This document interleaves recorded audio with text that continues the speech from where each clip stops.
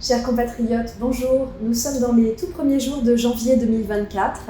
C'est l'occasion pour moi de vous adresser mes meilleurs vœux en cette nouvelle année, de santé bien sûr en priorité, de bonheur, de satisfaction professionnelle.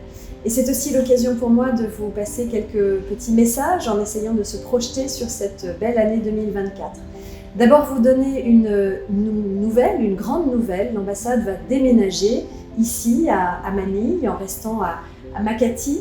Nous allons faire quelques mètres de plus, mais nous allons en revanche prendre de la hauteur et aussi augmenter notre standing d'accueil. Et je suis ravie d'avance pour vous que vous puissiez nous rejoindre dans ce nouveau site que nous découvrirons le 16 janvier. Après une période de fermeture de quelques jours, l'ambassade sera fermée du 11 au 15 janvier. L'occasion aussi des bonnes résolutions, je vous en souhaite plusieurs. Pour ma part, je prends avec mon équipe la résolution d'être toujours mieux et plus à votre service, à votre écoute, dans la proximité. C'est une de mes priorités, vous le savez, et je continuerai avec mon équipe à aller vers vous, à Manille, mais aussi dans le reste des Philippines, et à continuer mes déplacements pour pouvoir toujours mieux vous connaître et vous rencontrer. L'occasion aussi de nous projeter sur ce qui fera l'année 2024 pour la France, mais aussi ici pour les Philippines. Cela va être une grande année pour notre diplomatie, notamment diplomatie sportive évidemment. Mais avant cela, si je me projette sur quelques événements qui feront l'année 2024, je vous en livre plusieurs. D'abord l'anniversaire, le 80e anniversaire du débarquement du 6 juin 1944. Quand on pense aux plages de Normandie, on a peut-être parfois un peu de mal à voir le lien et se projeter avec les plages des Philippines. Mais en réalité, les Philippines ont aussi été un terrain de la Seconde Guerre mondiale.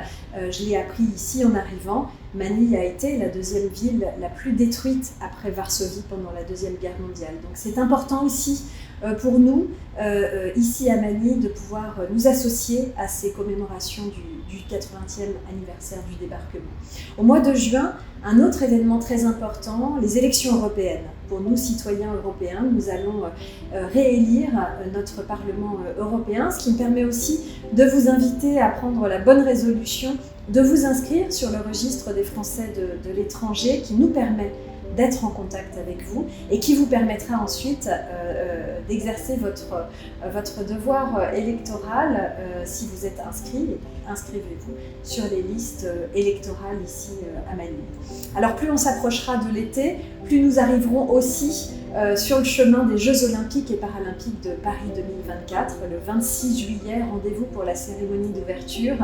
Et nul doute que nous saurons ici à Manille, l'ambassade des terres de jeu, nous saurons accompagner le chemin vers Paris 2024 et prendre notre part active à ce grand rendez-vous sportif, populaire, qui fait aussi, je pense, beaucoup pour la coopération entre nos deux pays.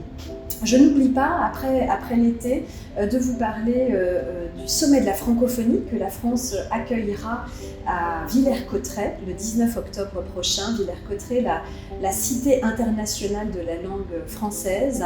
Alors ça paraît étrange de parler de francophonie ici, dans un pays anglophone, mais en réalité, les Philippines sont une terre de diversité linguistique, comme la francophonie aime aussi à le promouvoir.